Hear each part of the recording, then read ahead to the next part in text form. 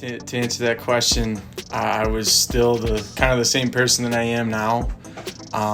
Still just loved wrestling and still wanted to do as good as he could in that sport. And the Virginia Tech just refined me and brought out all the good qualities that I thought I had coming into college out of high school. So I guess I'm pretty much the same.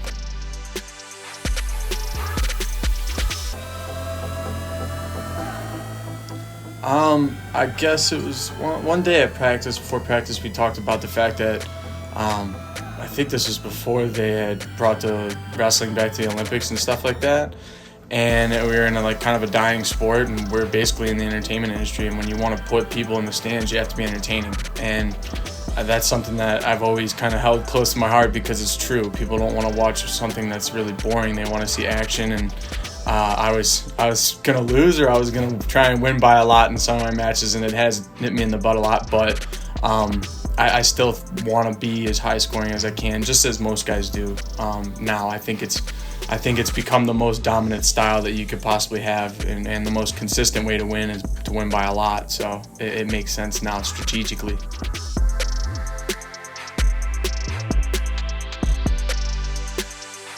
Well, we gotta do as much as we can and not put a lot of pressure on yourselves, because wrestling is already hard because it's just you. So I think even now I've tried to refine my mindset as much as possible, where even if a match is to qualify for Olympic team trials or in the semifinals of the U.S. Open, whatever it is, whether I've done a poor job of it before in the past, trying to stay focused. It's still just a wrestling match. You're still going to have more wrestling matches after that, and make it as small as you can in your mind, but sometimes it still always creeps up and gets you that much more excited, and that also can motivate you to do better than you typically would too. So still trying to figure that one out, I guess.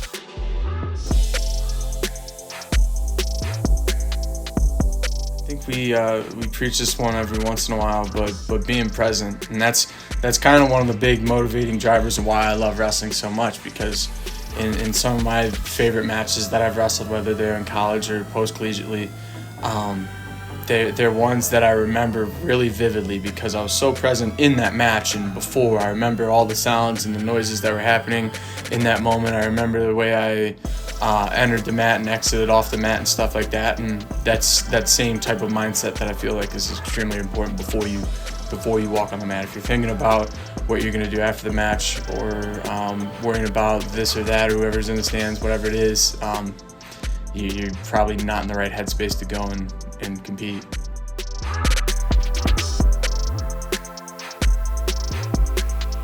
Oh man! Might need more than one. By the sound of that. If I could go back and talk to college Ty, I'd tell him never try to grow your hair out and do a man bun. I'd tell him to also really, on a more serious note, to redirect your goals earlier on. Because I think when I first came to college, I didn't have really high goals of being a national champion until my junior year, and even then it wasn't really realistic. And then it was only in my junior year that I even thought about competing after college. So I wish that I could go back and tell myself, hey, start taking it really serious and start planning to win a national championship this year. And that's some advice that I still tell guys now. It's you're just as capable now as you are going to be when you're a fifth-year senior. And it's all kind of in your mind a little bit more than you think it is. And that's what's cool now about guys that we recruit and guys that are on our team that are incoming freshmen. It's they have that mindset. They already have the mindset that they want to make world teams and Olympic teams when they're incoming freshmen. It's mind-blowing.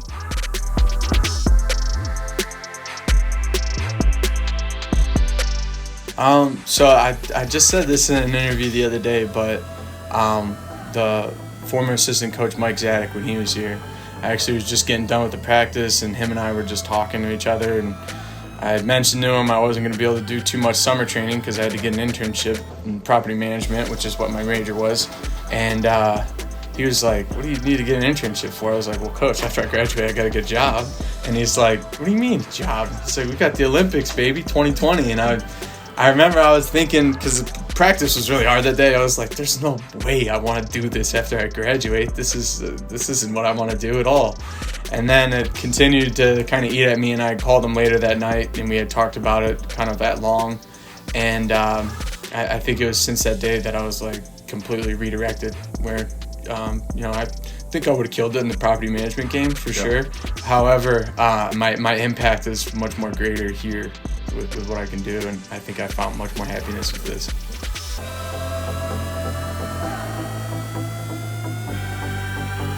Oh, that's a lot of people. So the staff has kind of changed so much, and then there's even some less notable coming and goings of like volunteer assistants, and then just like random other people too that help out and make a program what a program is. So, and this would be a long answer to this question if I was going to name every single person that made an impact on me too. But I guess to just put an emphasis on the people that we have right now, I think when I think about it, we have a staff that's capable of so much, and we're in the process of doing that. And the two that now that I've been working with for the longest is Freyer and Roby, and I mean they're with me at big freestyle events, and they're also on the forefront of trying to make us a national champion winning collegiate team. So if you're the average of all the people that you're hanging out with, I like the staff that I hang out with.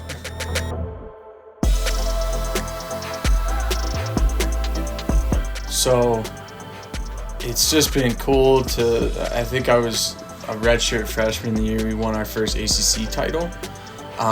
And so I guess I've been a part of Virginia Tech wrestling for all of the banners that are kind of in the room. I've either been around or been a part of it, and including the years afterwards too, as a coach. So being able to see that rise and the expectations continue to go up, and then meeting them, and then the expectations go up and continue to meet them, it's been so fun and incredible, because it has such a close place to my heart.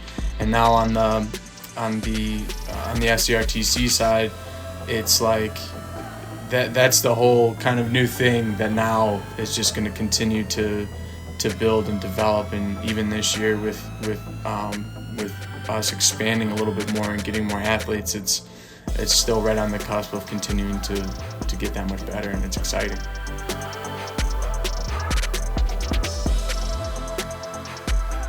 This is my favorite one, but Virginia Tech and Blacksburg, they've made me who I am today, and I think loyalty is one of the things that my decision making always comes down to, whether it's when I'm talking to a different RTC or thinking about ever leaving. This place has given me so much, and it's the most rewarding place for me to give back to, in terms of making impacts on the athletes here and trying to help this program. So realistically, there's no other program in the United States or anywhere that I'd want to ever add to other than this place. And I know there's a lot of other people like that work in the NCAA, and that's why it took me some soul searching and some talking to other high level people to figure that out. But now that I've realized it, it's solidified my love and belief in what we have going on here, and kind of like set me free in that sense, where I'm like, all right, cool. All my decisions are just fully based off of how can I make Virginia Tech wrestling a little bit better, alongside trying to become an Olympic champ and a world champ.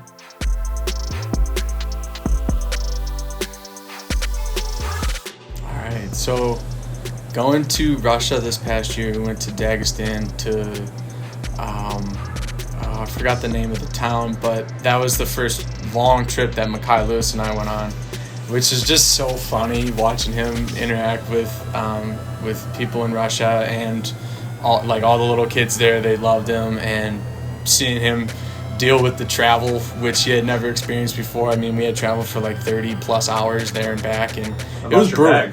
And he lost his bags, so he had to deal with a whole bunch of uncertainty. And I mean, it was hilarious and just a fun trip. But I think my favorite place to go to and compete, which kind of stinks because it's usually right around, it's the first tournament usually after World Team Trials, It's the Medved in Belarus, so it means that I didn't make the world team that year, and that's usually kind of the guys that go to it. But I took second to this in 2019, and then I got bronze in 2018, and that tournament's always just fun because it's loose and everybody just got done competing in all these stateside events, and it's fun to just go over there and let it loose against a bunch of foreign dudes.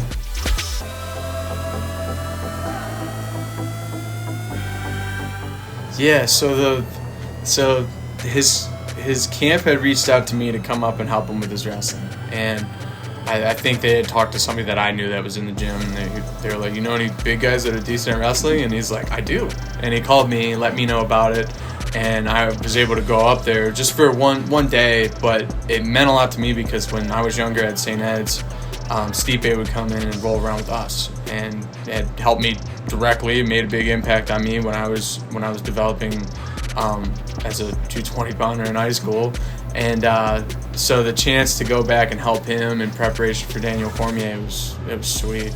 It was really cool. I mean, and he's as down to earth as they come, and kind of a guy that's in the UFC that I feel like I know a little bit more personally now, and he might be known as the baddest man on the planet, but he's one of the nicest guys that I know.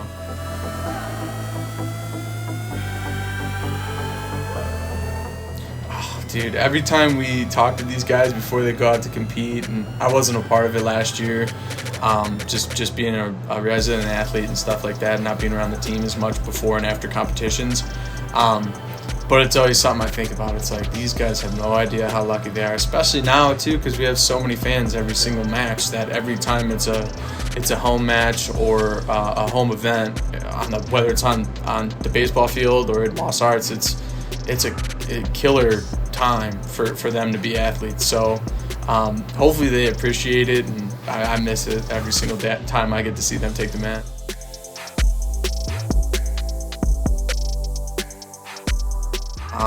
I wouldn't be able to do what I love alongside a program that I love without the people that directly make an impact on my life and enrich it so much and make it sustainable for me to do exactly what I want to do for a living. And that's really rare to say, and there's not too many people that get to do exactly what they love, and the only reason I get to do it is because we have generous people that make the SERTC what it is. And with that, I mean, that's huge.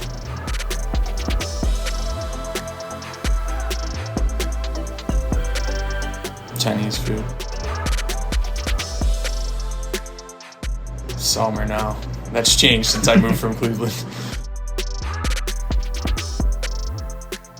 Cleveland. wait. Oh man, it's one of the. Let's go. Walk hard.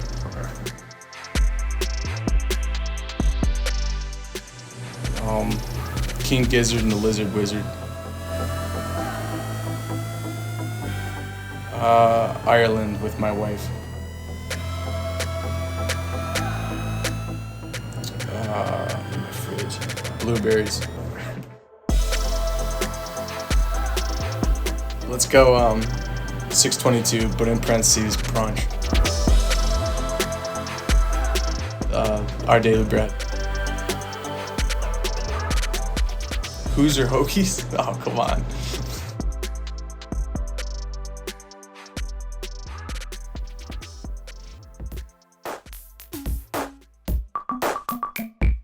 Ty Walz, and these are 5 things you didn't know about me. The first thing is I start sweating really easily, and that's quite evident right now during this interview. The second thing is when I get older, I hope to own a bed and breakfast. The third thing is I haven't eaten anything other than Chinese food and pizza in the last 5 days. So when I wrestle, I wear 2 of the same socks. They're like Nike Elite socks, but they're both left-footed, and one of them is a size bigger than the other one, and I wear the big one on my left foot, and that's just what I do every single match. And also after I'm done wrestling, I take those same socks off, put them on for my next match. At a tournament, it doesn't matter if they're clean or dirty, I have to wear them if I'm wrestling. The 5th thing you didn't know about me is I actually love running. I'm just kidding. I don't love running. I'm Ty Walz, and these are 5 things you need to know about me.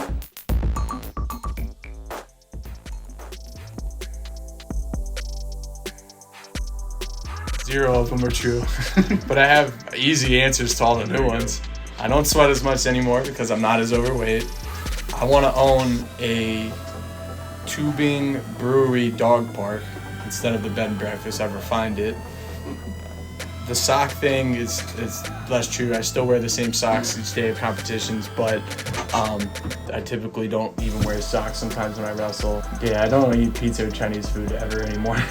And then I run pretty frequently now.